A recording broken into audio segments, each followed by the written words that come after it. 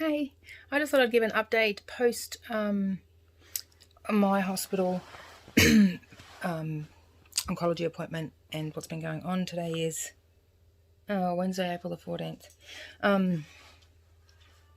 So I think last one I said that I'd gone to my private oncologist and what they wanted. So that afternoon I came home and I emailed my breast nurses. I already had a basic one set up anyway, that I had already pre-written to send. And then I just asked, what's happening with my oncology appointment? I haven't heard anything. It's been 10 days since they've had the MDT meeting and spoken about me and know what's going on. It's 7 days since I spoke to you, since I had my hospital appointment. Like, what's happening? And then I got a phone call within sort of 10-15 minutes from the breast care nurse there. Different cancer care coordinator from Oncology phoned me and saying, oh, I've been meaning to ring you and I was going to try and get you in tomorrow. Like, I haven't heard from them at all, and all of a sudden they're trying to rush me in tomorrow, which was Tuesday yesterday.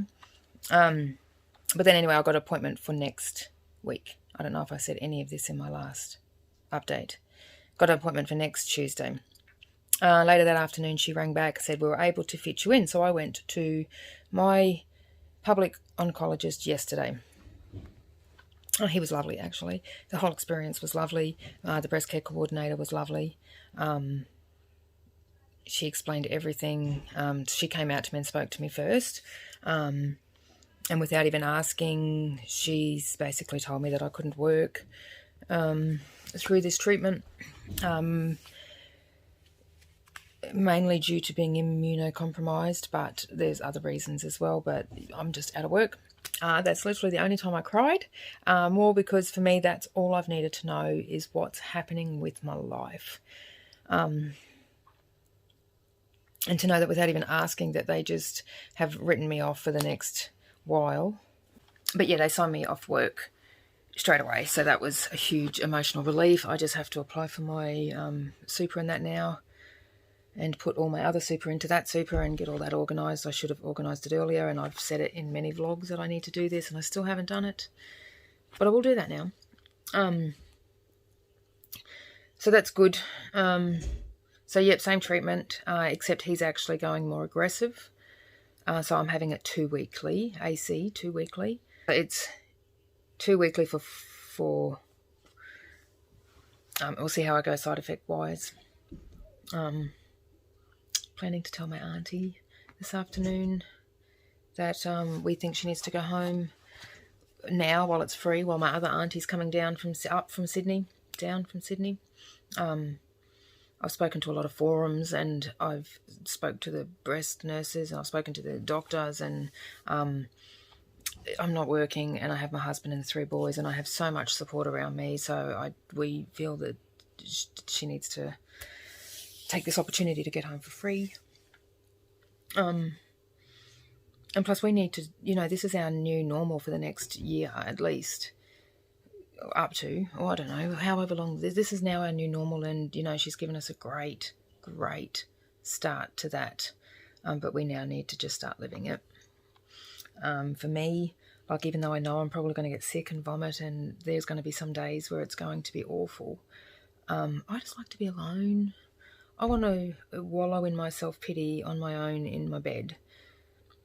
It's funny because I was saying this to Shane last night, and he goes, oh, no, it's not self-pity. And I went, yeah, it is. When I'm sick, I'm literally crying in self-pity. And I'm happy to do that. I'm okay with that. I don't need you or anyone to be here while I wallow in my own self-pity, and I'm happy to wallow in my own self-pity while I'm sick. What else am I going to do while I'm sick? But yes, no, the doctor has said I have to start walking, which I haven't still done yet. I do have to start drinking more water, which I haven't done yet either. 2 to 3 litres. They're referring me to a dietitian because my diet is very poor at the moment, but that's got nothing to do with the cancer. I'm just a very bad eater, and I'm not going to be surprised if they diagnose me with an eating disorder, to be honest, because it's been lifelong bad eating habits.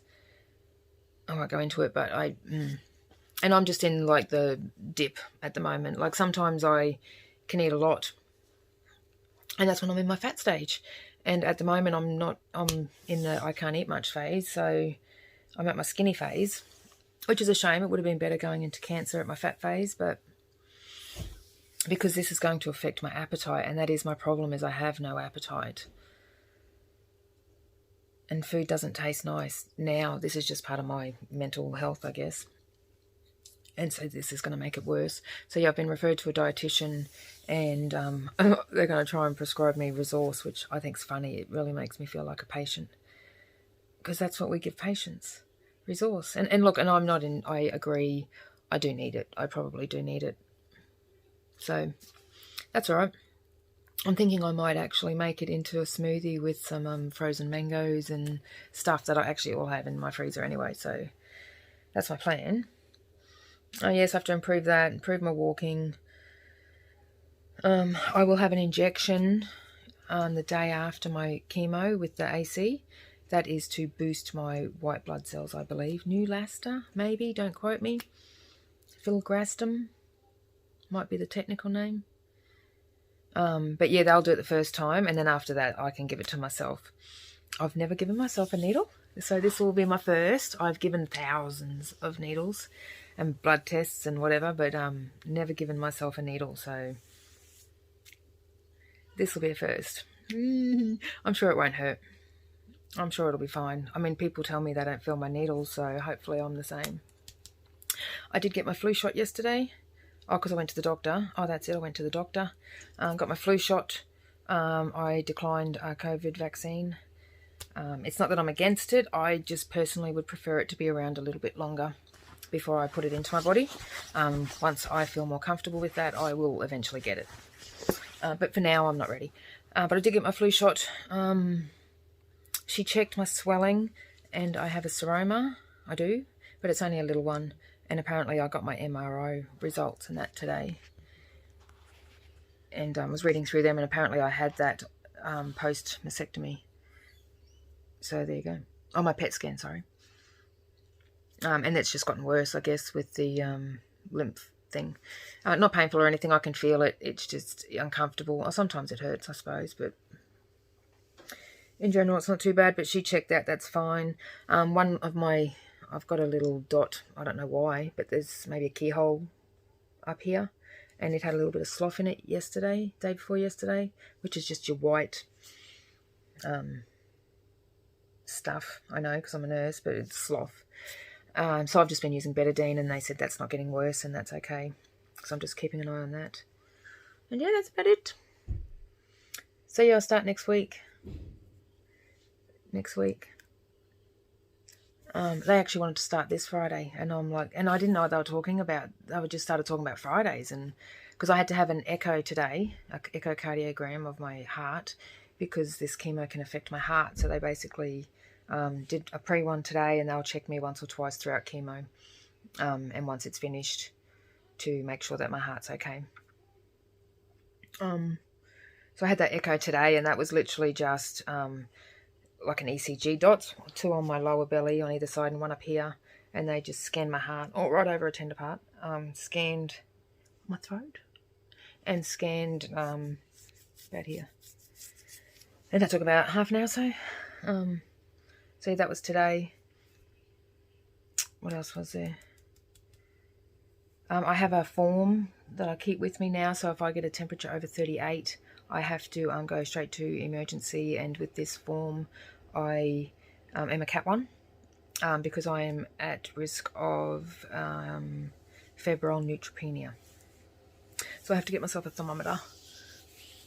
Might go and have a look, see if Kmart's got them. If not, I'll order online tonight. So yeah, that all starts next week. I do have a wig appointment with my daughter next week, which I'm going to. I have a psychology appointment next week. I have a chemo appointment, as in where they give me my chemo education next week. What else do I have? I've got heaps booked next week.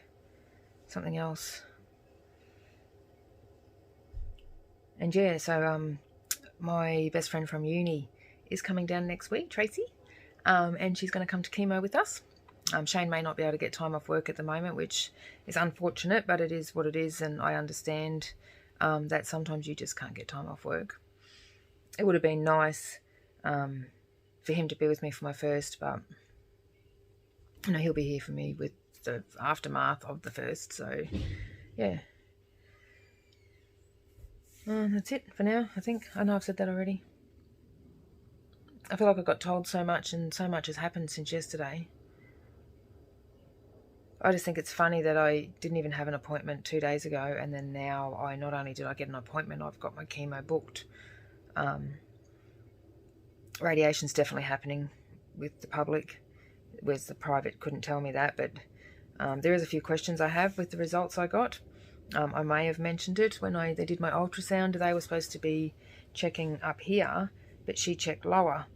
And I asked, and they said, oh, no, they'll pick that up. But they haven't picked that up, so I'm just going to get that double checked and maybe get another ultrasound to make sure they did check that properly. Again, even if I have to pay for that myself, I just want to make sure. Because the fact that it's in 2 of my lymph nodes, that means it has travelled in my body. So there is that possibility that it has travelled to that side. So I just want to be 100% sure. But yeah, I'm okay with everything at the moment. Getting a bit nervous. Tomorrow's my haircut, so I'm getting a bit nervous. Everything's starting to happen, and I'm really going to lose my hair soon.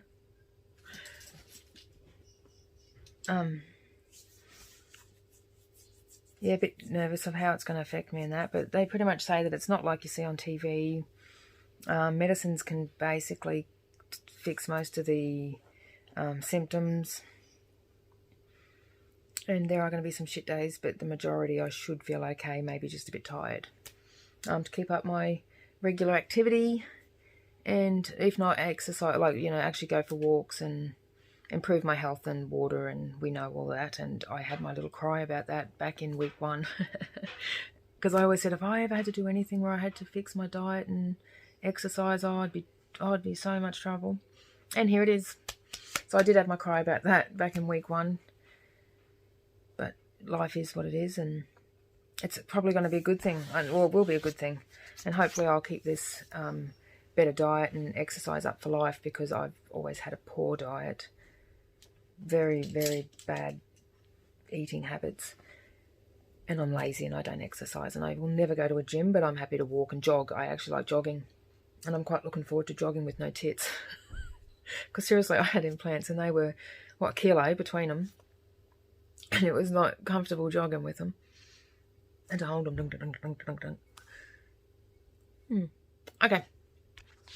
I will see you. I will assume I'm going to do a haircut one. I will assume that is going to happen. I plan to just hopefully put my camera up and she'll let me record. And if I have to cut her head out, I'll just zoom in a bit, basically, which is fine. You just get to see more of me. But you can't see it now, but look at it. It's going tomorrow. Okay. Thank you for support. Thank you for following. Subscribe. I've had a few new subscribers. Sorry, can't get that out. I have had a few new subscribers in the last few days, so welcome and thank you. My content is my cancer journey, but it is all over the place. I'm pretty sure I have undiagnosed ADHD, so I jump from one thing to the next.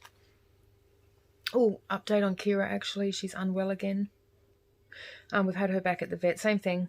No, it's not a UTI, but she's just re-irritated from the previous infection. So she's on more anti-inflammatories, and she's now on a very expensive food diet. So I have to stop her from eating other food and then stop the other animals from eating her food.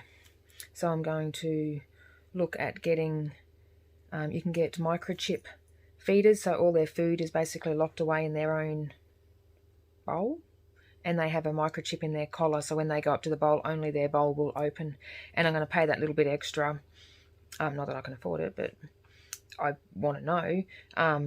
Yeah, I'm going to pay that much extra just to see how much they're actually eating, just to keep track, especially if Kira's not well and Milo's old, and I'd like to know how much he eats. And yeah, so she's not well, so hopefully she's well again.